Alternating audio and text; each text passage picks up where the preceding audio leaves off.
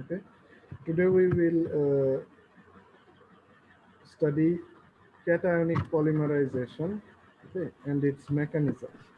আমরা স্যার গত এটা কি খাতা লিখে ফেলবো? হ্যাঁ লিখবেন সেটাই তো ভালো। আপনাকে তো এটা আমি প্রথম দিকে আপনাদেরকে বলছি, যারা লিখবেন তাদের জন্য ইজিয়ার, পড়ালেখা অনেক সহজ হবে। যারা খালি ক্লাস অ্যাটেন্ড করলেন, অন করে দিয়ে অন্য কিছু করলেন, তাদের তো দেখা যাবে যে পরবর্তীতে ফিরে এসে মনোযোগ নিতে কষ্ট হবে। ওকে, let's start.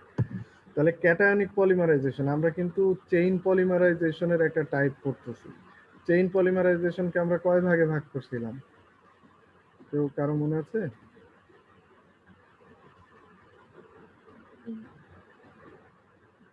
Basically there are three types of chain polymerization.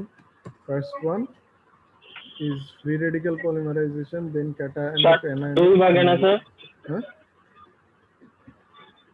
দুই ভাগে না sir, radical polymerization, ionic polymerization. আরেকটা আছে কোঅর্ডিনেশন, রেডিক্যাল পলিমারাইজ, আচ্ছা আরেকটা আছে কোঅর্ডিনেশন পলিমারাইজেশন।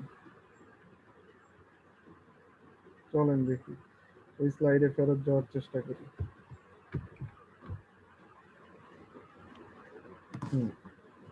এইখানে আপনাকে যে দেখানো হয়েছে রেডিক্যাল পলিমারাইজেশন, অ্যানায়নিক আর ক্যাটায়নিক, আয়নিক পলিমারাইজেশন। কিন্তু আমি আরেকটার কথা কিন্তু বলছিলাম আপনাদের, মনে আছে? যে কমপ্লেক্স তৈরি করবে এবং রিঅ্যাকশন প্রসিড করবে, ক্লাসে বলছিলাম। ওটাও পড়বো আমরা, সুতরাং ওটাতে বাদ করবে জি এমন না, স্যার। ওটা আমাদের পড়তে হবে, ঠিক আছে? সুতরাং কোনো চিন্তা নেই, এটা আসবে। আচ্ছা, ঠিক আছে। এখন খেয়াল করেন, তাহলে আমরা যদি ক্যাটায়নিক পলিমারাইজেশনের ক্ষেত্রে যাই, cationic polymerization is quite similar to free radical polymerization. In case of free radical polymerization, the initiator is a free radical, তাই তো? জি স্যার। ইনিশিয়েটরটা হলো ফ্রি রেডিক্যাল। আর অরিজিন কি ইনিশিয়েটরের, মানে যে ফ্রি রেডিক্যালটার অরিজিন কি? এমন একটা কম্পাউন্ড যে সহজেই ভেঙে যেতে পারে এবং হোমোজেনাস ক্লিভেজের মাধ্যমে দুইটা ফ্রি রেডিক্যাল তৈরি করে, যাদের মধ্যে আনপেয়ার্ড ইলেকট্রন আছে, তাই তো? অড ইলেকট্রন আছে, যেটা অ্যাটাক করে কাকে? আনস্যাচুরেটেড বন্ডকে, এবং মানে আনস্যাচুরেটেড কম্পাউন্ডের পাই বন্ডকে, সেখান থেকে ইলেকট্রন নেয়, তাতে সে নিজে এসে যুক্ত হয় এক সাইডে, আরেক সাইডে চেইন এন্ডে একটা রেডিক্যাল থেকেই যায়, এবং এই রেডিক্যালটাই আবার আরেকটা মনোমারকে অ্যাটাক করে, and that's how the propagation step proceeds. And after a certain amount of monomer added to the chain terminates, ঠিক আছে? টার্মিনেশনেরও আমরা কয়েকটা পদ্ধতি করছি, বাট আমাদের স্যার। এই ক্যাটায়নিক পলিমারাইজেশনেও সেম ঘটনাই ঘটবে, অ্যানায়নিকেও সেম ঘটনাই ঘটবে, বাট এখানে আমাদের যে ইনিশিয়েটর, দ্য ইনিশিয়েটর ইজ কি? ক্যাটায়নিক ফর্মিং কম্পাউন্ড, ঠিক আছে? খেয়াল করেন, এখানে আমাদের যে দুইটা জিনিস লাগবে, একটাকে আমরা বলবো ক্যাটালিস্ট, আরেকটাকে আমরা বলবো কো ক্যাটালিস্ট। তাহলে আমরা কি কি আমাদের এখানে দরকার পড়বে ইনিশিয়েটর হিসেবে? ক্যাটালিস্ট আর আরেকটা কি বলেন স্যার? এই যে এখানে আছে কো ক্যাটালিস্ট, কো ক্যাটালিস্ট। জি স্যার। দেখতে পাচ্ছেন? জি স্যার। জি sir. Okay. So what is catalyst in case of cationic polymerization? Catalysts are, ঠিক আছে, Lewis acid type of molecules, ঠিক আছে? লুইস অ্যাসিড মনে আছে? Lewis acid, Lewis base. জি স্যার। লুইস অ্যাসিড কি করে? পেয়ার্ড, মানে পেয়ার অফ ইলেকট্রন কি একসঙ্গে অ্যাকসেপ্ট করে না ডোনেট করে? ডোনেট কায়। ডোনেট করে স্যার। ডোনেট করবে না অ্যাকসেপ্ট করবে? লুইস অ্যাসিড ডোনেট করে অ্যাকসেপ্ট করে, আর যে ডোনেট করে সে হলো লুইস বেইস। ভুলে গেছেন। যেমন অ্যালুমিনিয়াম ট্রাইক্লোরাইড, অ্যালুমিনিয়াম ট্রাইব্রোমাইড, ঠিক আছে, বা বোরন টেট্রাফ্লোরাইড, ঠিক আছে, এরা কি লুইস অ্যাসিড। এরা একটা পেয়ার অফ ইলেকট্রন অ্যাকসেপ্ট করতে পারে, যার কাছ থেকে অ্যাকসেপ্ট করে তাকে আমরা বলি লুইস বেইস। যেমন এখানে আমরা ব্যবহার করতে পারি water, alcohol, acetic acid etcetera, ঠিক আছে। তাহলে লুইস অ্যাসিডগুলিকে আমরা বলতেছি catalyst, and the Lewis base compounds are called co-catalyst. Okay. Now we will discuss how these catalyst and co-catalyst produces an initiator which starts the reaction. Let's go to the next slide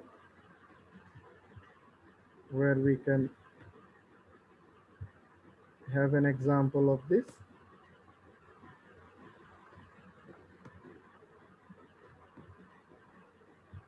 Okay.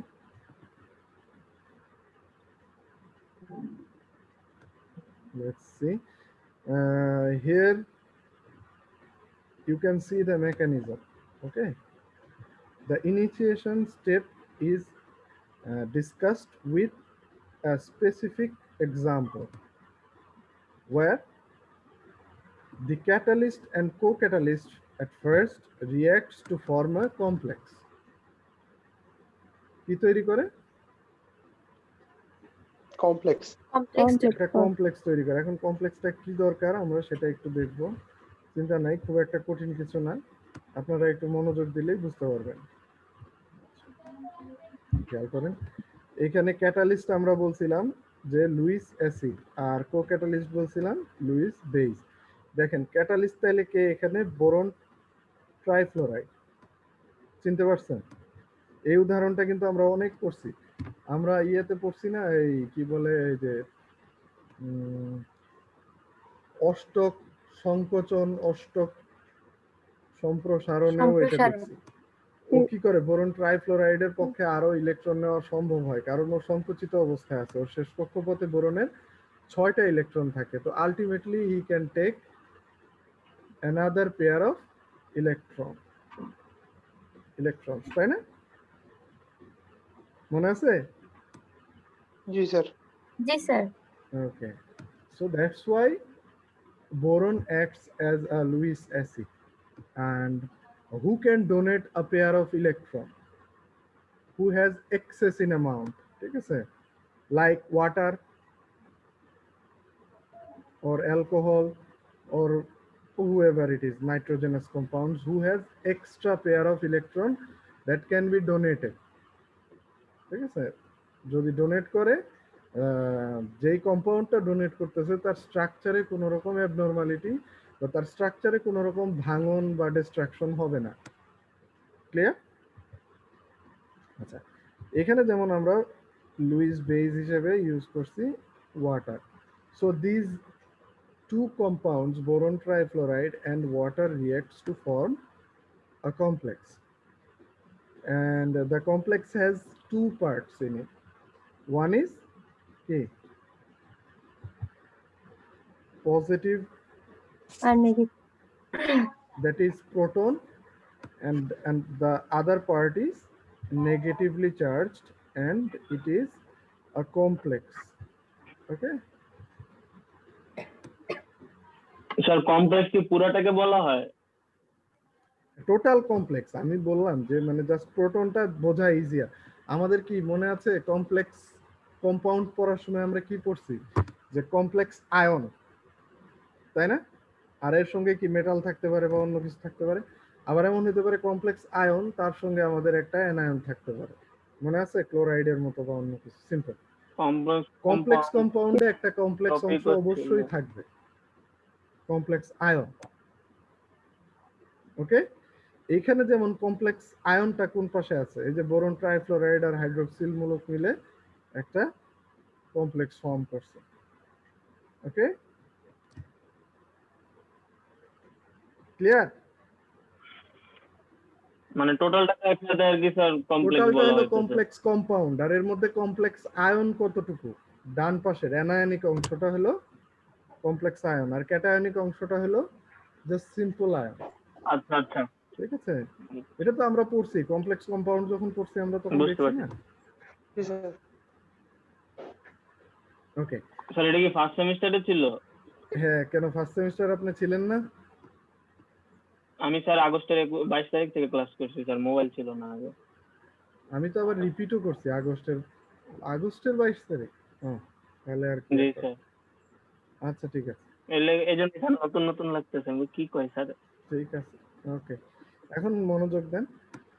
এখন যেটা আমরা দেখবো এই কমপ্লেক্সটা আসলে কিভাবে কাজ করে to initiate the polymerization reaction. ঠিক আছে, let's go for the example. Here you can see a monomer of isobutylene molecule. এই মনোমারটার নাম কি? আইসোবিউটিলিন মলিকুল। ওকে, 4টা কার্বন আছে এই জন্য এটা বিউটি, আর যেহেতু ডাবল বন্ড আছে এই জন্য এটা বিউটিন। ঠিক আছে, আইসোবিউটিনও বলতে পারেন, আইসোবিউটিলিনও বলতে পারেন। আইসোবিউটিলিন মলিকুল মনোমার, যেটা এখন এখানে দেখেন আমাদের একটা ডাবল বন্ড আছে না? জি স্যার। জি স্যার। আচ্ছা, ঠিক ফ্রি রেডিকেলের মতো আমাদের এইখানেও অ্যাটাকটা হবে কোথায়? ডাবল বন্ডে, পাই বন্ডে। Very good. আচ্ছা, এখানে অ্যাটাক কে করবে? আমাদের নামটা কি? Cationic polymerization. So we can assume from the name of the polymerization mechanism that the cation is the main player here. ঠিক আছে, so the cation will attack the pi bond of unsaturated compound and will produce a carbonium or carbocation ion. ঠিক আছে, carbocation আর carbonium ion. Clear? এখন let's জি see, sir. It's very easy. Concentrate যদি করেন তাহলে খুবই সহজ। খেয়াল করেন আমাদের 2টা পার্ট ছিল। এখন আমি একটা কথা বলবো, যে এখানে যে 2টা পার্ট ছিল তার কিন্তু 2টা নাম হবে। যেমন আপনি যে এই জিনিসটাকে দেখতেছেন, আমি এটা লিখেই দিই, এই যে অ্যানায়নিক অংশটা আছে না আমাদের, এটাকে বলা হয় কাউন্টার আয়ন। কি বলা হয়? Counter ion. Counter ion. এই কাউন্টার আয়নটা সব সময় দেখেন এই যে বিক্রিয়ার শেষে, মানে যে চেনের শেষে একটা সিকিউরিটি গার্ডের মতো থেকে যাচ্ছে, সে কিন্তু যুক্ত হচ্ছে না। ওকে, এটা পজিটিভ, কার্বনিয়াম আয়নটা পজিটিভ আর ওই আয়নটা negative, counter ion, but it is not getting attached permanently with the cation. Clear? এটা সবসময় অ্যাডজাসেন্ট থাকবে, পাশাপাশি থাকবে, কিন্তু কখনোই যুক্ত হয়ে যাচ্ছে না পলিমারাইজেশন যতক্ষণ প্রসিড করবে। ক্লিয়ার? জি স্যার। ওকে, এখন দেখেন এই জায়গায় যদি আমরা খেয়াল করি, এই এইচ প্লাসটা কি করতেছে? অ্যাটাক করবে, আমি বললাম পাই বন্ডকে। তাহলে কি ঘটনা ঘটবে? আপনারা বিক্রিয়া দেখে কিছু বলতে পারবেন কেউ একজন? জি স্যার। বলেন দেখি। ভেঙে পাই যাবে, বন্ড ভেঙে যাচ্ছে, কার্বন স্যার তার কার্বনের একটা হাত খালি হবে। দিচ্ছে। হ্যাঁ, কার্বনের একটা হাত ওপেন হইলো, সেটা কি চলে আসলো? হাইড্রোজেন চলে আসলো। Hydrogen ion. হ্যাঁ, আরেকটা হাত খালি থেকে গেল। এটা আপনার মনে হচ্ছে? আমার এখানে একটা বড় প্রশ্ন আছে, তাহলে তো না এটা স্যার, কি আরেকটা রেডিকেল তৈরি হইতো, তাই না? এটা কি তাহলে আরেকটা হাত খালি নাই স্যার।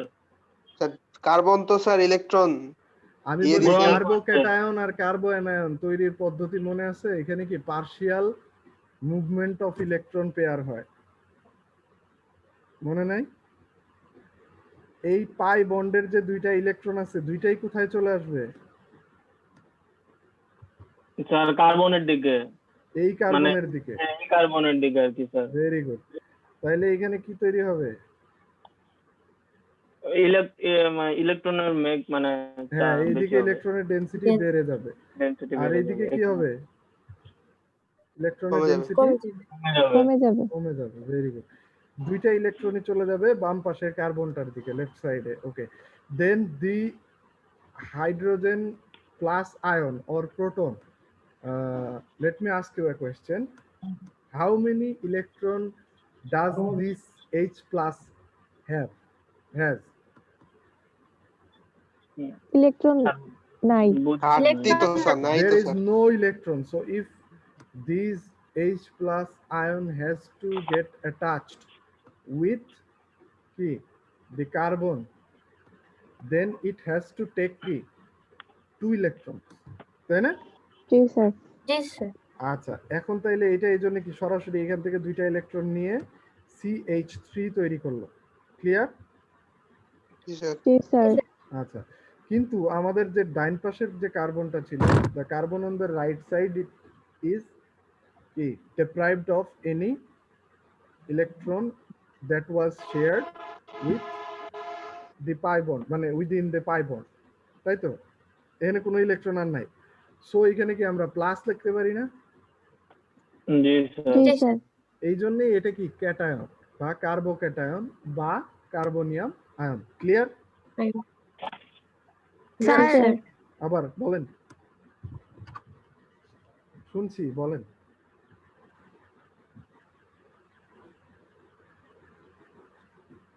তো ওই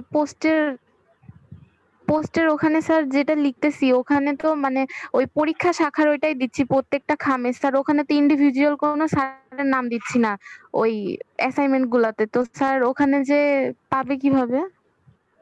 ইন্ডিভিজুয়ালি নাম দিচ্ছেন না মানে? খাম তো স্যার একটা হবে না। আপনাকে তো স্যার পোস্ট বুদ্ধিমানের অফিসে মতো দিতে পাঠানোর হবে, সময় নাইলে ওরা কিভাবে আলাদা করবে? আপনি তো একসাথে দিলে স্যার, সেটা আমার মনে হয় বেটার ছিল। যদি না, আমি বাচ্চাটাকে আসলে স্যার একসাথে করে দিতে হয়। it depends on you, আপনি কিভাবে পাঠাবেন, it totally depends on you. Okay, cover পেজটা একটা করে দিলে বেটার হয়। যেন কভার পেজ তো আলাদা আছে কিন্তু একটা খামে দেওয়া হয়েছে। হ্যাঁ, ওই তো স্যার এমন কভার ভাবে পেজ দিবেন যেন ওদের আলাদা, পক্ষে বা আমাদের পক্ষে খামগুলাও আলাদা হয়েছে। আপনি কি আলাদা আলাদা পাঠাচ্ছেন? তাহলে পাওয়া যাবে তো। হুম। আমাকে যে বলছেন সে কি আলাদা আলাদা পাঠাচ্ছেন? স্যার আমি হচ্ছে সবগুলো একসঙ্গে, না স্যার আমি সবগুলো একসঙ্গেই পাঠাবো কিন্তু আলাদা খাম হয়েছে, কিন্তু প্রত্যেকটাতেই স্যার ওই ঠিকানার ওখানে ওই নিটার পরীক্ষা শাখার ওই ঠিকানাটাই দেওয়া হয়েছে, মানে কোনো স্যারের নাম ইন্ডিভিজুয়ালি ওখানে দেওয়া নাই যে এটা এই স্যারের এরকম। আপনার যদি মনে হয় তাহলে আপনি দিয়ে দিতে পারেন, সমস্যা তো নাই। আর যদি মনে হয় যে দিলে অড লাগতেছে তাহলে না দিলেন, ঠিক আছে? আপনার অ্যাসাইনমেন্টে তো টিচারের নাম অবশ্যই দেওয়া আছে নাকি? জি স্যার, অ্যাসাইনমেন্টের ভিতরে তো কভার পেজেতে দেওয়াই আছে। তবে Front page। সবচাইতে ভালো হয় যতটা আপনি স্পেসিফাই করবেন তত বেটার, তাই না? তাহলে ঝামেলা কম। স্যার ওইটা বলতে আমাদের মেইন ফাইল যেটা একটা করব ওখানে জাস্ট মিটারের ওই যে পরীক্ষার ওটা লিখবো আর বাকিগুলো তো ভিতরে তো আমাদের হ্যাঁ, সাথে নাম ভিতরে আছে তো দেওয়াই তাহলে আছে। তো ঠিক আছে, ওকে জি জি স্যার জি স্যার। স্যার। এত ফাইল করার কি দরকার তাহলে আলাদা করে? ওকে, আমরা আবার শুরু করি না, Okay, sir, আমাদের thank সময় you. কিন্তু শর্ট পড়ে যাবে ক্লাসে। হ্যাঁ, স্যার আরেকটা কথা স্যার, আবার বলেন। স্যার ওই যে ফরিদুল আজাদ স্যার একটা ইয়া দিছিল, মানে উনি একটা মেইলের মাধ্যমে দিছিল যে কার কার মেইল পাইছে হ্যাঁ, কার এটা কার আমি পায় নাই। বুঝতে আপনি পারছি, যদি এটা আমি অলরেডি আপনাদের কাছ থেকে একজনের কাছ থেকে আমি শুনছি এইটা। আচ্ছা, আমি এই জন্য আপনাদেরকে কি বলছি, আমি আবার এই যে ক্লাস শেষ হওয়ার আগে আগেই বলতাম। তো আশা করি এখন প্রায় সবাই আছেন, অ্যাটেন্ডেন্স প্রায় 92, তাও নাই। আসলেও আপনাদের অ্যাটেন্ডেন্স পাওয়া এত কষ্ট হয়ে গেছে, ইনফরমেশন জানবেন না, পরে ঝামেলা করবেন। আচ্ছা শুনেন, আমি কিন্তু আগামীকাল সকালের পর্যন্ত আপনাদেরকে সময় দিচ্ছি। কখন পর্যন্ত? আগামীকাল সকাল। কারণ আমি খুবই সিম্পল একটা অ্যাসাইনমেন্ট দিয়েছিলাম এবং আপনাদের কথা ছিল অ্যাসাইনমেন্ট যখন দেওয়া হবে দ্রুতই আপনারা লিখে আমাকে পাঠিয়ে দিবেন, ঠিক আছে? আপনারা বলছিলেন যে স্যার অ্যাসাইনমেন্ট যেন কষ্ট না হয় আমাদের, ঠিক আছে? মনে আছে? না ভুলে গেছেন? জি স্যার। তো তাহলে কিন্তু আপনাদের এটা নেটের কারণে অনেক বা আগে পাঠিয়ে দেওয়ার কথা ছিল স্যার এবং এই মেইলটা জন্যই খুঁজে আমি পাচ্ছি না, মেইলের কি রিপ্লাই করব দিতে বলছিলাম যে যদি আপনারা দিয়ে দিছি স্যার। তাড়াতাড়ি দিতেন তাহলে সুবিধা হয়। আপনি এখন যদি স্যার বৃহস্পতিবার পর্যন্ত আমি সকাল পর্যন্ত, শুনেন, আগামীকাল সকাল পর্যন্ত আমি অ্যাকসেপ্ট করব। ওকে, দেন আমি একটা লিস্ট তৈরি করব, তারপরে আপনাদেরকে জানাবো। যদি আপনারা দেখেন যে তারপরেও আপনাদের লিস্টে নাম আসতেছে যে আমি পাই নাই, so you should send it again. এ তো কোনো ব্যাপার না, আবার সেন্ড করবো, এটা খুব একটা কঠিন কাজ না। জি তো স্যার। আশা করি যে লিস্টের মধ্যে কেউ বাদ পড়বেন না। অনেক সময় যেহেতু ইলেকট্রনিক অনেক মেইল পাঠাচ্ছেন আপনারা, এলোমেলো মেইল পাঠাইছেন, আমি বারবার অনুরোধ করা সত্ত্বেও আপনারা মানে এই কি বলে রিপ্লাই পাঠান নাই, সো মিস হইতেই পারে, এটা অস্বাভাবিক কোনো ব্যাপার না। ঠিক আছে, তো স্যার আমি যেটা রিপ্লাই বলবো, মেলটা তো পাচ্ছি না স্যার, এখন কি এই করব তো স্যার? তাহলে আমার সাথে সাথে আপনার দেওয়ার কথা ছিল। মেইল দিছি প্রায় 10 দিনের বেশি হয়ে গেছে, না 10 দিন হয়ে গেছে। তো তাহলে আপনাদের তাইলে তখন যদি দিতেন তাহলে কিন্তু ইজিয়ার হয়ে যেত। আমার অ্যাসাইনমেন্ট লিখতে হয়তো বা আপনাদের সর্বোচ্চ 2 থেকে 2.5 ঘন্টা লাগতে পারতো সর্বোচ্চ, আপনার সব কন্টেন্ট জোগাড় করে লিখতে। ঠিক আছে, সো এই জন্যই রিপ্লাইতে দিতে বলছিলাম। ওকে, যাই হোক, তবে আমি যেটা এখন বলবো যে আগামীকাল সকালের মধ্যে দিবেন। যদি একান্তই ওটা না দিতে পারেন ইন্ডিভিজুয়াল মেইলে দিবেন, তবে ইন্ডিভিজুয়াল মেইলে দিলে রিস্ক থাকে যে আমি মিস করা। তাই কালকে সকালের মধ্যে আমি চাই, সকাল। ঠিক আছে, ওকে। আরেকটা যেটা আমি বলবো যে কেউ কি ইমেজ পাঠাইছেন আমাকে? যদি পাঠায় থাকেন আবার পিডিএফ করে পাঠান, কারণ ইমেজ অ্যাকসেপ্টেবল না। এটা কিন্তু উল্লেখ করা ছিল ইমেইলে যে আপনাকে পিডিএফ করে পাঠাইতে হবে, তাই না? সেটা যেন মনে থাকে। জি স্যার, No জি sir. image sir. is acceptable, ঠিক আছে? You have to convert it into a PDF and then you have to send me. কোনো ইমেজ আমি অ্যাকসেপ্ট করব না। স্যার বলেন। স্যার আমরা তো স্যার হার্ড কপি জমা দিব, তাহলে স্যার পিডিএফটার কি দরকার? হার্ড কপি যতদিনে এখানে সর্ট আউট করে আমার হাতে আসবে তার আগে এই পিডিএফটা আমার কাছে থাকবে, এটা বেটার অপশন। ঠিক আছে, কারণ হার্ড কপি অনেকে ওই যে কি বলে এই ডাক যোগে পাঠাবেন, দেখা গেল 9 তারিখে না এসে 10 তারিখে আসলো, 11 তারিখে আসলো, হইতেই পারে। ক্লিয়ার?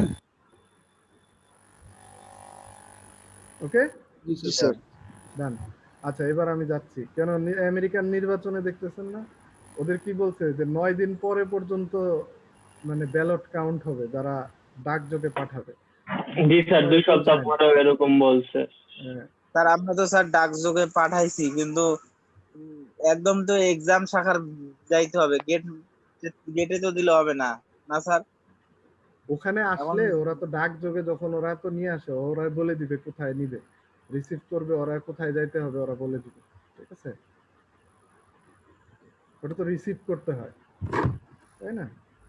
ওকে, আচ্ছা, এখন যেটা খেয়াল করেন, আমি আবার বিক্রিয়ায় ফেরত যাই, না হলে কিন্তু এখন আবার সব ভুলে যাবেন।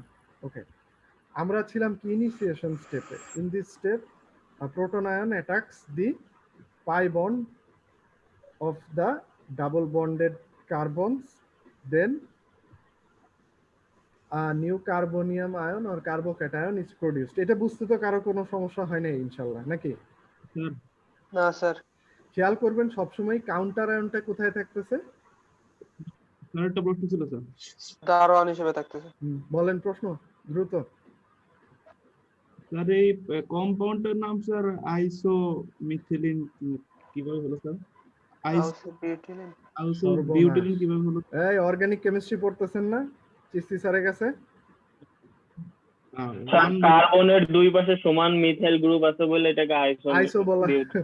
যাই হোক, আমি বলতেছি কেন, এইটা অলরেডি আপনারা ক্লাস করতেছেন তো নাকি? জি স্যার, আশিক স্যার করাচ্ছে স্যার। আশিক স্যার এটা পড়াইছে স্যার, কালকেই পড়াইছে। ওকে, ক্লিয়ার হয়ে নেবেন, নামকরণটা খুব জরুরি, খুব জরুরি।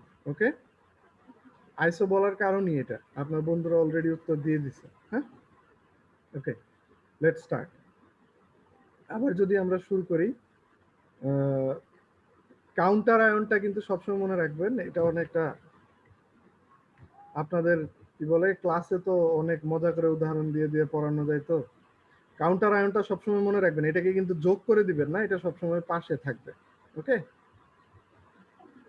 ক্লিয়ার? জি স্যার। জি স্যার।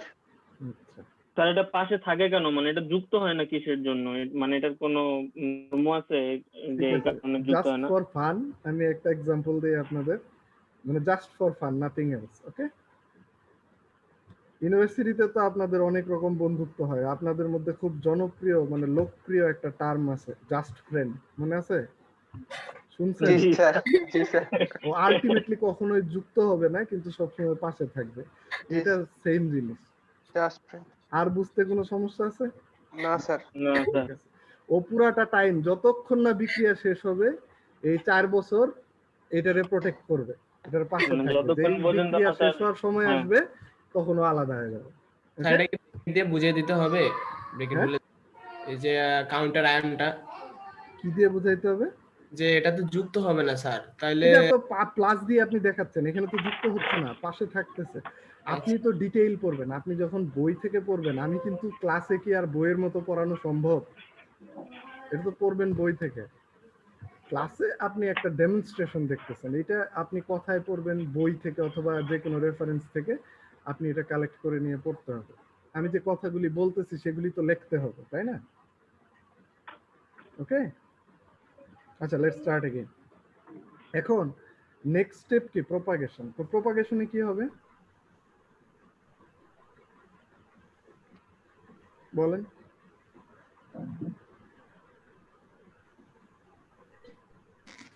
যুক্ত হবে স্যার। স্যার উল্টার রিঅ্যাকশন হবে। হ্যাঁ, প্রথম স্টেপে যে কার্বোক্যাটায়নটা তৈরি হলো, এটা আবার নতুন একটা মনোমারকে কি করবে? অ্যাটাক করবে। Procedure same.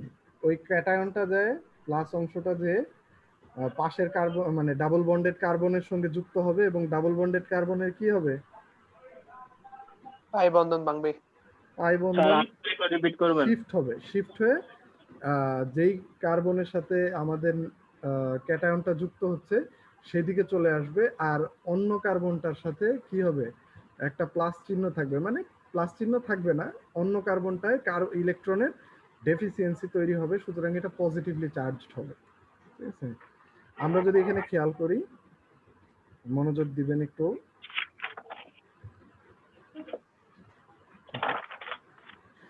এখানে এম দিয়ে আমাদের বোঝানো হয়েছে একটা মনোমার, নিউ মনোমার। ঠিক আছে, এই নিউ মনোমারটাকে যখন অ্যাটাক করা হয়েছে, সেম আগের মতোই কম্পাউন্ড। এই জিনিসটা কি কেউ বলতে পারবেন? এটা কোত্থেকে আসলো? এটা হলো আমাদের এই যে carbonium ion sir. Carbonium ion, যেটাই বলেন কার্বনিয়াম আয়নটা। ওকে, এটা বুঝতে কারো আশা করি কষ্ট হচ্ছে না নাকি? তবুও আমি লিখে দিচ্ছি, এটা হলো কার্বনিয়াম আয়নের অংশটা।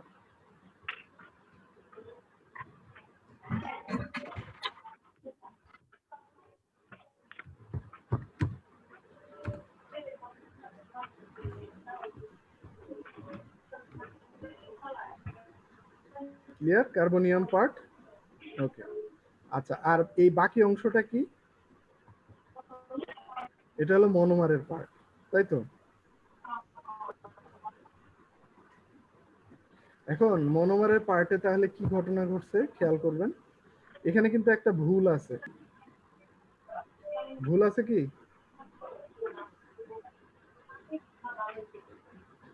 নাই, ভুল আছে কিনা? কোনো ভুল নাই আশা করি। ঠিক তো আছে। এই জায়গায় খেয়াল করেন। হ্যাঁ, এখানে তাহলে কি ঘটনা ঘটছে? আগের মতোই কার্বনটা এসে যুক্ত হয়েছে বাম পাশে, ঠিক আছে, আর ডান পাশে কি হয়েছে? একটা পজিটিভ আয়ন তৈরি হয়েছে ডিউ টু কি? Deficiency of electron. স্যার কথা কেটে কেটে আসতেছে স্যার, বুঝা যাচ্ছে। হ্যাঁ, ইন্টারনেট একটু বাফার করছে আমাকে এখানে। স্যার কথা কেটে কেটে আসে। এখন কেটে আসছে, ইন্টারনেট বাফার করছে সামহাউ। এখন শুনতে পাচ্ছেন আশা করি? ঠিক আছে, জি স্যার, এখন ঠিক আছে। জি স্যার। তাহলে কি হলো? লেফট সাইডে এসে এতক্ষণ আমাদের কিছুই শুনিনি, বুঝি। ওকে, লেফট সাইডে এসে কার্বনিয়াম পার্টটা যুক্ত হলো, তাতে আমাদের ইলেকট্রনগুলি শিফট হয়ে গেছে লেফট কার্বনে, আর রাইট কার্বনে মনোমারের পার্টের রাইট কার্বনে কি হলো? ইলেকট্রনের ডেফিসিয়েন্সি তৈরি হলো। সো দ্যাটস ওয়াই লাস্ট পার্টটা কিন্তু আবার কি হলো? পজিটিভলি চার্জড হয়ে গেল। ঠিক আছে, ক্লিয়ার? আচ্ছা, আর কাউন্টার জি, আয়ন দেখেন স্যার। আবার স্যার। কোথায় চলে আসছে? আবার কোথায়? শেষ মাথায়। স্যার বিক্রিয়া যতক্ষণ প্রপাগেট করবে দারুণ। কাউন্টার আয়নটা জি স্যার। শেষ মাথায় থেকে যাবে। বলেন। স্যার এই যে ডান পাশের যে কম্পোনেন্ট ওইটা তো স্যার নতুন ওই মনোমার থেকে আসছে তাই না? না না, এই কাউন্টার আয়নের কথা বলতেছেন? না স্যার এই যে ডান পাশে যে হ্যাঁ হ্যাঁ, বাম আবার পাশের এই পার্টটা হলো কার্বনিয়াম পার্ট আর ডান পাশের পার্টটা কার্বনিয়াম হলো হলো মনোমার পার্ট। নতুন করে। ঠিক আছে, হ্যাঁ হ্যাঁ, এটা মনোমার পার্ট, এই অংশটা মনোমারের। ক্লিয়ার? ক্লিয়ার? ওকে, সামনে আগে। তাহলে পরেরটার ক্ষেত্রে কি হবে? একই ঘটনা ঘটবে, তাই না? একই ঘটনা ঘটবে না? কি হয়েছে? এই যে এই জিনিসটা জাস্ট যুক্ত হয়েছে ইন জেনারেল, এই যে এটাই দেখাইছে আবার। এই আগের যে মনোমারটা যেটা প্রপাগেটিং পার্ট ছিল বা ইনিশিয়েটিভ পার্ট ছিল, সে এসে যুক্ত হলো, যুক্ত হওয়াতে পজিটিভলি চার্জ হলো, এইভাবেই জাস্ট কন্টিনিউ করতে থাকবে। আরেকটা মনোমারের সাথে যুক্ত হবে, আরেকটা মনোমারের সাথে যুক্ত হবে, এইভাবে। আরেকটা জিনিস খেয়াল রাখতে হবে, এখানে সলভেন্টটা খুব গুরুত্বপূর্ণ। আপনি কি সলভেন্ট ইউজ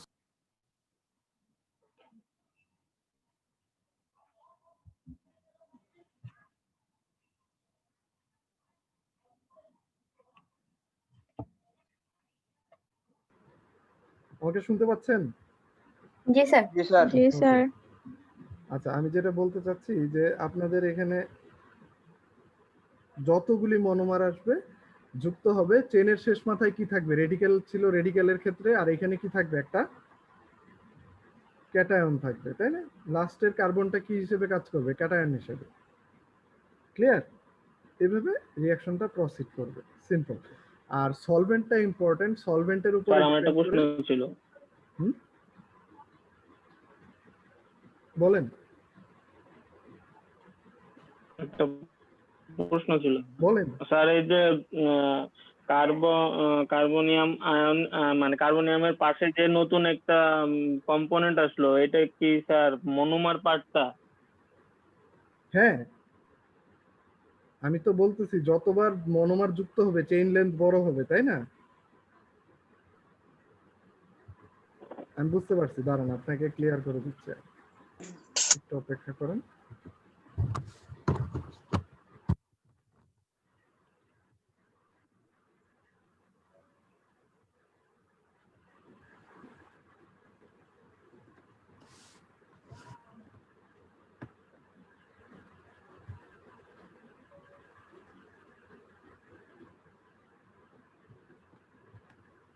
স্যার কথা বুঝতেছি না। আমি এখনো কথা বলি নাই। আচ্ছা, এই যে আপনার প্রশ্নটা আমি বুঝতেছিলাম। স্যার আপনার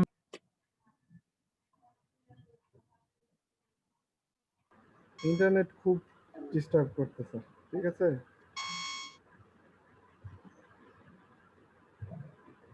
ওকে, লেটস সি। এখানে খেয়াল করেন আমাদের যে লেফট সাইডের পার্টটা আছে, এখানে কি হলো? এটা আমাদের ইনিশিয়েশন পার্ট থেকে আসছে, ঠিক আছে? বারবার কেটে যাচ্ছে দেখে আমার পক্ষে কন্টিনিউ করাটা কষ্ট হয়ে যাচ্ছে, মানে বলতেছি কিন্তু ওখান থেকে আবার চলে যাচ্ছে। আচ্ছা, খেয়াল করবেন এইখান থেকে এই পার্টটা কোনটা? এই পার্টটা হলো এটা, ক্লিয়ার? আর এই মনোমার পার্টটা হলো এইটা, দেখতে পাচ্ছেন? জি স্যার। ওকে, জি স্যার, এখন প্রশ্ন বুঝছে। করছিলেন, এবার ক্লিয়ার আপনার কাছে? জি স্যার, এবার ক্লিয়ার। যতবারই যুক্ত হবে পরের মনোমারটা কোথায় যুক্ত হবে? এটার পাশে, এটার পাশে। জি স্যার। ঠিক আছে? এইটার পাশে এসে যুক্ত হবে নতুন মনোমার। ওই জাস্ট ফ্রি রেডিক্যালের মতো সেম জিনিস। ফ্রি রেডিক্যালের যেরকম চেইন এন্ডে যুক্ত হয়ে হয়ে লম্বা হয়েছে, এই জন্য এটাকে চেইন পলিমারাইজেশন বলা হয়। এইখানেও সেম ঘটনাই ঘটতেছে, জাস্ট চেইন এন্ডে এসে নতুন মনোমারটা অ্যাড হচ্ছে।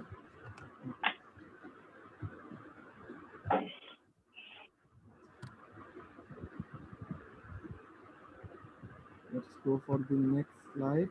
আচ্ছা, এখানে একটা জিনিস বলার আছে, সলভেন্টটা এখানে খুব গুরুত্বপূর্ণ। যেই দ্রাবক ব্যবহার করবেন সেই সলভেন্টের উপরে ইট উইল ডিপেন্ড, ঠিক আছে?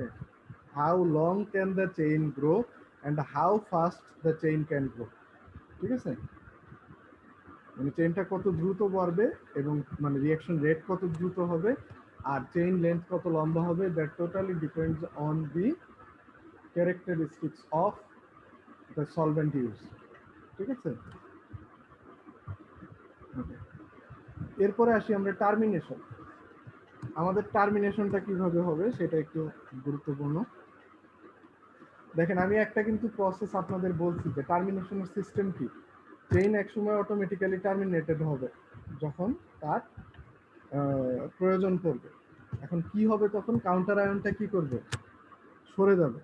কিভাবে সরবে সেটা হলো দেখার বিষয়। এখন ও তো প্রথমে কি করছিল, কাউন্টার আয়নটা একটা প্রোটন ডোনেট করছিল two activate the monomer at initiation step, তাই না? Yes, জি sir. স্যার।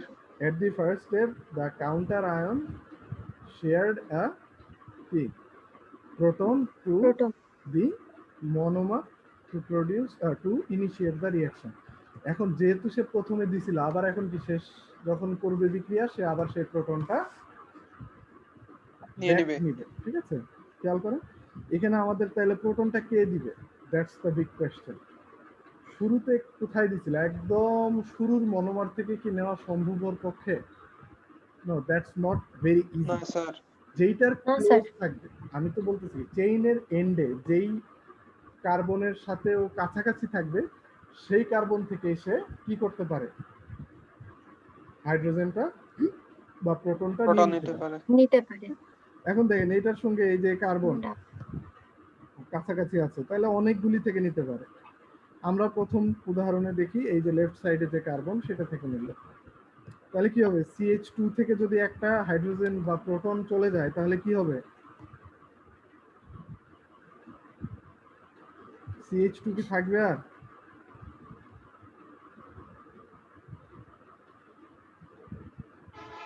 না স্যার। এখানে একটা ভুল আছে, সেই জন্য আমি বলছি যে একটু খেয়াল করবেন। হ্যাঁ,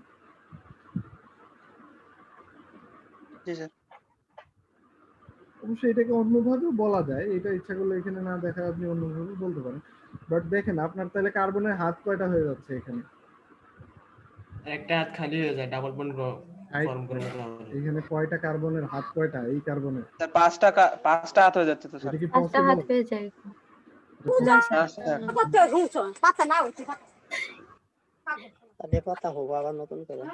ওকে, তাহলে এখানে কি হবে, 2টা হবে না, CH হবে। ওকে, জি স্যার। এখন ঘটনাটা কি ঘটছে দেখেন, আমি আপনাদেরকে বোঝাই দিচ্ছি, অনেকের হয়তো বা দেখা যাবে যে ক্লিয়ার হতে পারবেন না।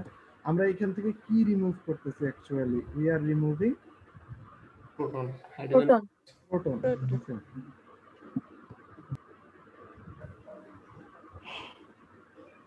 সো প্রোটন চলে গেলে ও কি রেখে যাচ্ছে, স্যার দুইটা ইলেকট্রন রেখে। ভেরি গুড, আমি এই অ্যানসারটা এক্সপেক্ট করছিলাম যে একটা পেয়ার অফ ইলেকট্রন কিন্তু সে রেখে চলে যাচ্ছে, জোড়া। যদি একটা রেখে যেত তাহলে কি তৈরি হতো, রেডিক্যাল, তাই না? জি হ্যাঁ, স্যার। যেহেতু জোড়া রেখে যাচ্ছে, আবার এই পাশের কার্বনে কি একটাও ইলেকট্রন নাই, তাহলে এই দুইটা কার্বন যদি এক জোড়া ইলেকট্রন শেয়ার করে তাহলে তারা কি একটা নতুন সমযোজী বন্ধন তৈরি করতে সন্নিবেশ পারে না? বন্ধন। তাই তো, একটা সমযোজী বন্ধন তৈরি করতে পারে তো, জি স্যার। জি স্যার। যেটা পাই বন্ড হিসেবে বা সেকেন্ড বন্ড হিসেবে এইখানে আসবে। ক্লিয়ার? জি স্যার। এই জন্য CH ডাবল বন্ড C হলো। আচ্ছা, এই প্রোটনটা এখন কোথায় চলে গেল তাহলে? এই প্রোটনটা যাচ্ছে কাউন্টার আয়ন। ঠিক আছে, ইউনিভার্সিটি লাইফ শেষ, ও যা দিছিল ও সব নিয়ে আবার গেট লস। স্যার কাউন্টার আয়নটা ফুল বিক্রিয়া যখন সংগঠিত যতক্ষণ হবে স্যার, ততক্ষণ পর্যন্ত সে তার একটা প্রোটন দিবে। বিক্রিয়া যখন সংগঠিত হয়ে যাবে প্রোটন তখন কি দিবে সে না, ও প্রোটন দিয়েই দিছে প্রথম দিনই, প্রথম ইনিশিয়েশন যখন স্টার্ট হয়েছে ও প্রোটন দিয়ে দিয়ে দিছে, সাথে দিয়ে পুরাটা টাইম সে সাথে থাকবে, একেবারে ইনিশিয়েশন, প্রোপাগেশন পুরা টাইম। টার্মিনেশনের ক্ষেত্রে শুধু টার্মিনেট হওয়ার সময় সে নিয়ে নেবে। ওকে, যদি আর বিক্রিয়ার প্রথমে তো সে প্রোটনটা দিয়ে দিছে, বিক্রিয়া যখন শেষ স্যার তখন সেই প্রোটনটা আবার নিয়ে যাবে, এটাই তো স্যার কাউন্টার আয়নের কাজ। হ্যাঁ, এটাই কাজ। জি স্যার, এটাই বলতেছিলাম আমি। এখন আপনি বলতে পারেন স্যার বিক্রিয়া কেন টার্মিনেট হয়, আমি কিন্তু এটা বহুবার আপনাদেরকে বলছি। For example, just for example, ঠিক আছে, বোঝার জন্য, সিরিয়াসলি নেওয়ার কিছু নাই, তবে ইজিলি যদি আপনি বুঝতে চান, আপনি ধরেন একটা বিয়ে বাড়িতে দাওয়াত খেতে গেছেন, হ্যাঁ, তা আপনি আদর করে আপনাকে প্রথমে একটা রান দিল, খাইলেন, ঠিক আছে, রোস্ট দিল, আরেকটা রোস্ট দিল, খাইলেন, এরপরে আপনি অন্য খাবার খেতে যেতেছেন, রোস্ট খাওয়ার আগ্রহ আপনার কমে গেল, 3 নাম্বার রোস্টটা দেওয়ার পরে আপনি কি করবেন? রেখে দেবো। পাশের জনকে সাধারণত আমরা কি করি, পাশে যে কাউরে একজনকে দিয়ে দিই, নষ্ট হইলো একান্ত কেউ না নিতে চাইলে তখন আপনি রেখে দেন, নাইলে কি করেন, আর কাউরে খাবি নাকি বলে দিয়ে দেন, বা খাবে নাকি, তাই না, পাস করি আমরা, দ্যাটস ইট। এইটা আমাদের খুব গুরুত্বপূর্ণ, কাজে আসবে সামনে, ঠিক আছে, আমি কেন বললাম এটা মনে রাখবেন, আমি জাস্ট বললাম যে সামনে যখন আমরা যাব টার্মিনেশনের আরেকটা পদ্ধতি দেখার জন্য আমরা বলবো। তাহলে আমাদের প্রথম যে টার্মিনেশন পদ্ধতি সেটা কি ছিল, যে আমাদের যে ইনিশিয়েটরের ক্ষেত্রে যে আমাদের কাউন্টার আয়নটা যখন প্রথমে যে প্রোটনটা ডোনেট করছিল কমপ্লেক্সটা, সেই কাউন্টার আয়নে আবার সেই প্রোটনটা ফেরত চলে যাবে, কমপ্লেক্স আবার তৈরি হবে, আর চেইনটা কি হবে, একটা ডাবল বন্ড ফর্ম করে থেমে যাবে। ক্লিয়ার? এটা তো বুঝতে কারো সমস্যা নেই। জি স্যার। আচ্ছা, এবার আসেন যে সেকেন্ড পদ্ধতি, সেটা হলো আমাদের চেইন ট্রান্সফারের মতো। আমরা কি ফ্রি রেডিক্যালের ক্ষেত্রে চেইন ট্রান্সফারে কি দেখছিলাম, যে একটা activated chain will collide with a deactivated molecule or a chain, then the activity will transfer, ঠিক আছে, it will transfer the radical to that deactivated part, and the activated chain will get in turn deactivated, তাই না? মনে আছে তো? এইখানেও same ঘটনা ঘটতেছে, খেয়াল করেন, একটা নতুন মনোমারের সঙ্গে তার কলিশন হলো, এখন সে কি করতেছে, এই মনোমারটা থেকে এই মনোমারটাকে সে অ্যাক্টিভেটেড করে দিচ্ছে। কিভাবে?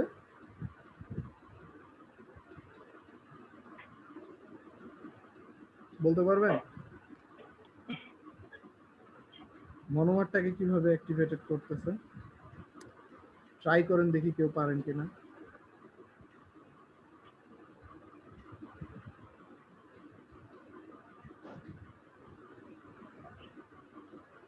বন্ডের মাধ্যমে স্যার। এই যে খেয়াল এই করুন, উপরে যে CH3 থেকে একটা প্রোটন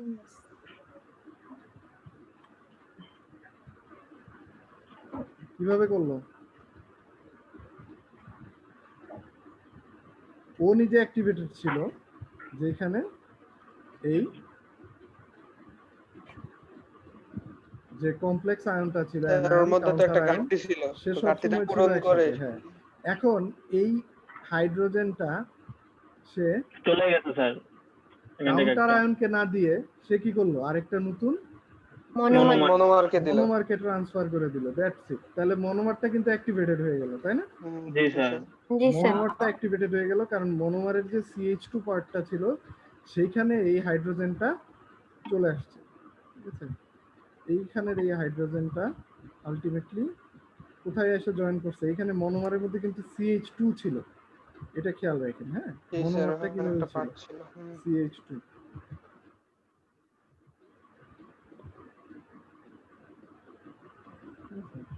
এইভাবে ছিল।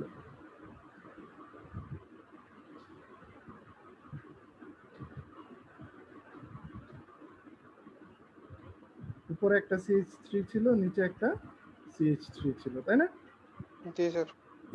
এইখানে কি করলো, এই উপরের থেকে একটা হাইড্রোজেন চলে এসে এখানে জয়েন করে এটাকে CH3 তৈরি করে দিছে, দ্যাটস ইট। তাহলে অ্যাক্টিভেটেড হয়ে গেছে, যেহেতু এখানে নতুন একটা প্রোটন সে নিছে, তাহলে কি করছে, সে বাম পাশের কার্বন থেকে সে ওই ইলেকট্রন দুইটা গ্রহণ করছে, তাহলে বাম পাশে একটা পজিটিভিটি তৈরি হয়েছে, বা কার্বনিয়াম আয়ন তৈরি হয়েছে একটা নতুন। ক্লিয়ার? জি স্যার। একদম সিম্পল। তাহলে দুই ভাবে হতে পারে, একটা হতে পারে যে ডাইরেক্ট ও প্রোটনটাকে আবার এলিমিনেট করে দিল কাউন্টার আয়নের কাছে, আরেকটা হতে পারে সে প্রোটনটাকে ডোনেট করলো একটা নতুন মনোমারের কাছে, বা নতুন একটা চেইনের কাছে, বা নতুন একটা যে কোনো ডিঅ্যাক্টিভেটেড বা একটা মলিকুলের কাছে। ঠিক আছে, এখানে আসলে বলা উচিত না যে আরেকটা নতুন চেইনের কাছে, আমি বললাম যে একটা ডিঅ্যাক্টিভেটেড মলিকুল বা ডিঅ্যাক্টিভেটেড সামথিং বা চেইনের কাছে। ঠিক আছে, ক্লিয়ার? মানে অ্যাক্টিভিটিটা ট্রান্সফার করে দিল। ডান। এটা হলো আমাদের একটা simplified description of the mechanism of anionic polymerization. Sir একটা প্রশ্ন ছিল। And quite similar to free radical polymerization. Okay? G sir. আমি বারবার বলছি আমার ক্লাসে যদি মনোযোগ দেন এবং চেষ্টা করেন আমার সঙ্গে কন্টিনিউ করার, যত কঠিনই হোক আমি চেষ্টা করব যেন সেটা আপনাদের পক্ষে সহজ হয় বোঝার জন্য। স্যার ওয়ান পেয়ার যে ইলেকট্রন হয় ওইটা, ওই ব্যাপারটা বুঝি নাই স্যার, ওটা যদি একটু বুঝাই দেন। আচ্ছা, হ্যাঁ স্যার, ওই যে বের হয় যে এখান থেকে। আমরা দুই রকমের ক্লিভেজ পড়ছিলাম কোভ্যালেন্ট বন্ডের, তাই না? একটা রকম কি ছিল যে হোমোলাইটিক ক্লিভেজ, মানে যেখানে রেডিক্যাল তৈরি হয়, আরেকটা কি পড়ছিলাম হেটারোলাইটিক, তাই না? অর্থাৎ ক্লিভেজ হয়। আমি বলছি যে ওইটা আমি কেন আসছি এখানে ডাইরেক্টলি আমি ওটা বলবো না, আমি বলবো যে হেটারোলাইটিক ক্লিভেজে কি হয়, এক পাশে চলে যায়, আয়ন তৈরি করে, তাই না? আচ্ছা, আরো যদি কিছুটা সময় আমাদের হাতে আছে, সমস্যা নেই, আপনাকে আমি বুঝিয়ে দিচ্ছি, অপেক্ষা করেন। কার্বনিয়াম আর কার্বোক্যাটায়ন, কার্বনিয়াম আর কার্বনায়ন, এই দুইটার ক্ষেত্রে আমরা ইন্টারমিডিয়েটে কি পড়ে আসছি, এই দুটো আসলে কিভাবে তৈরি হয়। একটা অ্যাপ্রোচিং এন্টিটি কি করে, ইনডিউস করে কার্বন কার্বন বন্ডের ইলেকট্রন মেঘকে একদিকে সরে দেয়, তাই না? হ্যাঁ স্যার। জি স্যার। এখন দেখেন কার্বন কার্বন বন্ধন আছে, এই কার্বন কার্বন বন্ধনের মধ্যে কয়টা ইলেকট্রন আছে? দুইটা। দুইটা। আচ্ছা, এখন যদি এমন হয় যে এই দুইটা ইলেকট্রনই একদিকে সরে গেল, তাহলে বন্ধন কিন্তু ভেঙে যাবে। এটা যদি ডাবল বন্ড হয় তখন কিন্তু আর বন্ধনটা কি হবে না, ভাঙবে না। ডাবল বন্ড থাকবে। শুধুমাত্র পাই বন্ডের ক্ষেত্রে আমরা চিন্তা করতেছি, আমরা কিন্তু সিগমার ক্ষেত্রে চিন্তা করতেছি না। ঠিক আছে, শুনতে পাচ্ছেন আমার কথা? আচ্ছা, পাই বন্ডের যে ইলেকট্রনটা আছে সেটা যদি আমাদের একদিকে চলে যায় তাহলে কি হবে?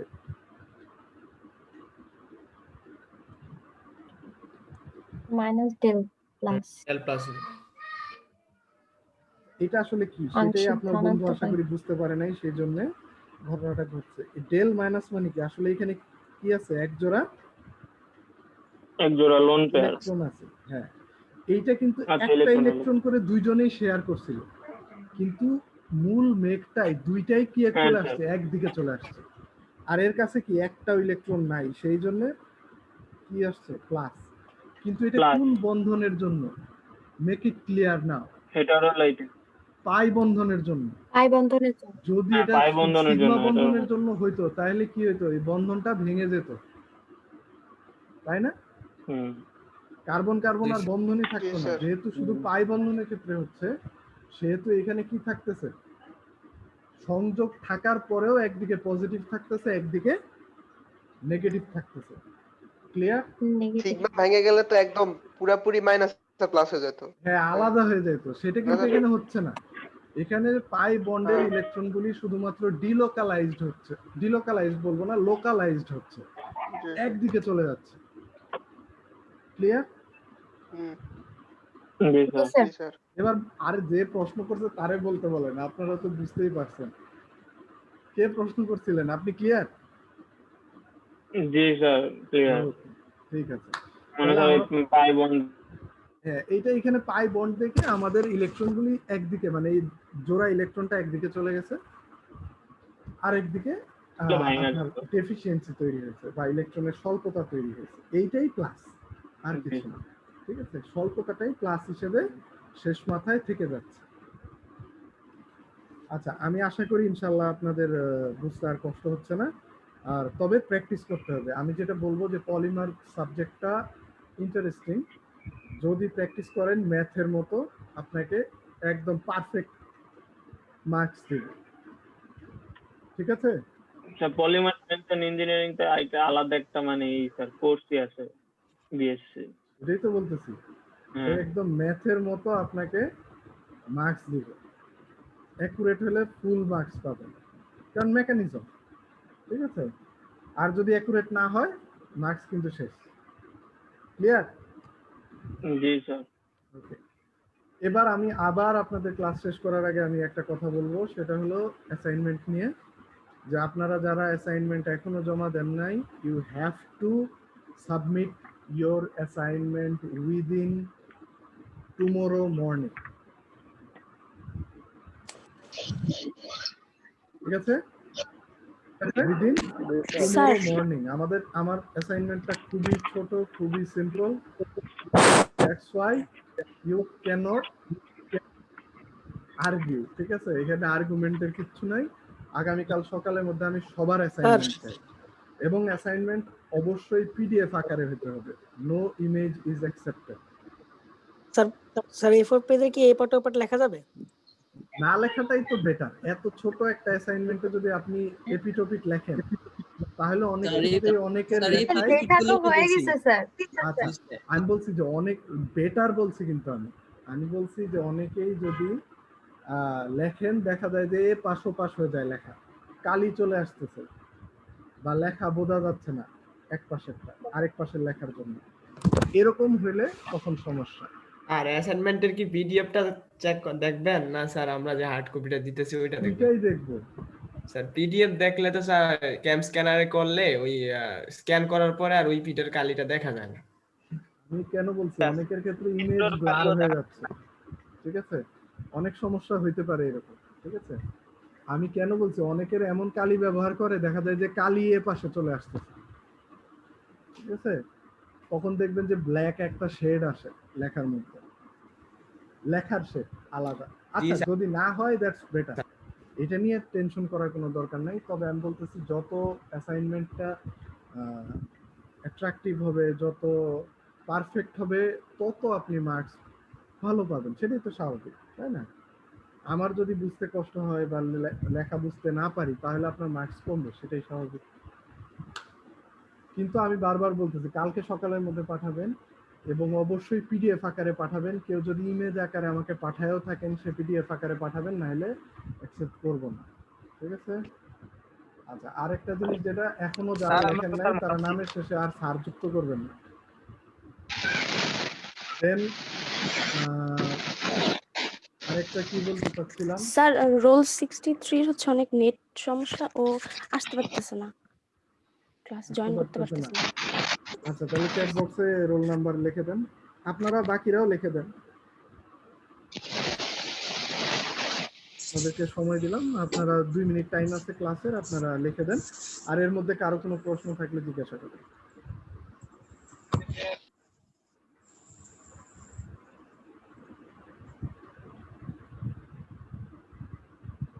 স্যার ক্লাস কি শেষ? না, আর কোনো আপাতত কোনো প্রয়োজন নাই, যদি না আপনাদের কোনো প্রশ্ন থাকে। আমি অ্যাটেন্ডেন্স দেওয়ার জন্য সবাইকে সময় দিচ্ছি। মানে স্যার লিভ নিতে যাচ্ছিলাম। হ্যাঁ, আপনি নিতে পারেন যদি প্রশ্ন না থাকে। আচ্ছা স্যার, আসসালামু আলাইকুম। ওয়ালাইকুম আসসালাম। স্যার A4 সাইজের এপিডোপিড লিখলে কি স্যার নাম্বারটা বেরিয়ে হবে এর উপর? আমি বলছি যদি দেখতে কষ্ট না হয় লেখা তাহলে কোনো সমস্যা নেই।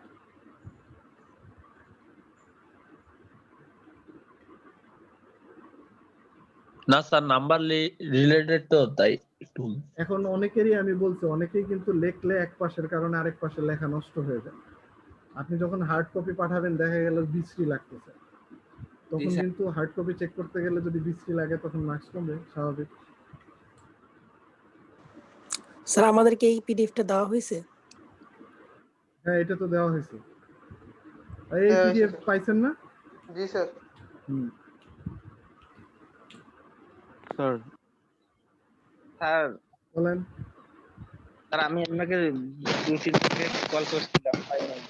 বুঝতে পারছি না। 2-3 মিনিট আগে কল করছিলাম ফোনে। হ্যাঁ, পাই নাই। এই যে আপনার কথা একদম কেটে আসতেছে। আগে আপনাকে কল দিছিলাম স্যার। পরে ওই যে আপনি স্যার রিপ্লাই দিতে, মেইলে রিপ্লাই দিতে বলছেন, রিপ্লাই দিছি কিন্তু প্রথমে রিপ্লাইটা স্যার মনে হয় যায় নাই, সেকেন্ডে গেছে স্যার। আচ্ছা, আমি যদি চেক করে দেখি যে আপনার রোল নাম্বার আসে নাই, মানে আপনি যদি লিস্টে চেক করে দেখেন, তারপরে আমাকে না হয় আবার মেইল করবেন বা জানাবেন, ঠিক আছে? গেছে স্যার, সেকেন্ড টাইম নাকি গেছে। আচ্ছা ঠিক আছে, আগে আমি চেক করে দেখি। ক্লিয়ার? ঠিক আছে। আমি তো স্যার মেল পাঠিয়ে দিয়েছিলাম, রিপ্লাই কি আবার দিব? পাঠায় দিলে আর দরকার নেই এখন, ঠিক আছে? আর রিপ্লাই এখন দেওয়ার পাইছেন দরকার কিনা নেই। তো কিন্তু আপনাদের মিস হওয়ার চান্স থাকে যদি অনেক বেশি মেইল হয়ে যাচ্ছে। এখন রিপ্লাইতে না দিলে অনেক বেশি মেইল হয়ে যায়। আপনারা এত ছোট একটা অ্যাসাইনমেন্ট আপনারা আগে দিবেন না? দিয়ে দিচ্ছি স্যার, এই জন্য স্যার আবার কি দিব? না, আর দরকার নেই আসলে। আপনি চেক এখন করবেন, যদি আমি স্যার আবার যদি আপনাদেরকে মিস হয়ে পাঠানোর যায় তখন পরে তো যে আমি কারো বুঝবো যদি না আপনার স্যার। নামটা মিসিং থাকে তাহলে আপনি আবার পাঠাবেন। ক্লিয়ার? ওকে। আচ্ছা স্যার।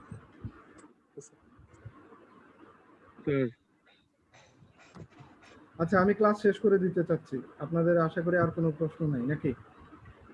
স্যার বলেন। স্যার আমি মেইলে রিপ্লাই দেওয়ার পরে স্যার ওই জায়গায় টু তানভীর দেখাচ্ছে কেন স্যার?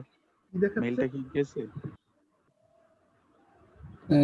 জি স্যার, ফার্স্টে আমার ক্ষেত্রে স্যার মেলটা যে পাঠাইছিলাম অ্যাসাইনমেন্টে, তখন টু তানভীরে চলে গেছিল, পরে দিয়ে আবার আপনার এখানে যে হ্যাঁ, এটা আপনাকে আপনার বুঝতে হবে মেলে আপনি পাঠাইছি। কাকে পাঠাচ্ছেন জি সেটা জি একটু খেয়াল করবেন। রিপ্লাই টু হুম সেটা দেখতে হবে, ঠিক আছে? উপরে গিয়ে স্যারের মেলটার মধ্যে রিপ্লাই দিতে হবে। আরে রিপ্লাই মেলের উপরে দিবেন দিতে হবে। আমাকে, ঠিক আছে? জি স্যার। ওকে। একটু কষ্ট হচ্ছে কিন্তু এটা আপনার শেখা হয়ে যাচ্ছে অনেক কিছু, পরবর্তী জীবনে কাজে লাগবে। ওকে, আমি ক্লাস শেষ করলাম। ভালো থাকেন। আল্লাহ হাফেজ। আসসালামু আলাইকুম স্যার। ওয়ালাইকুম আসসালাম। আসসালামু আলাইকুম।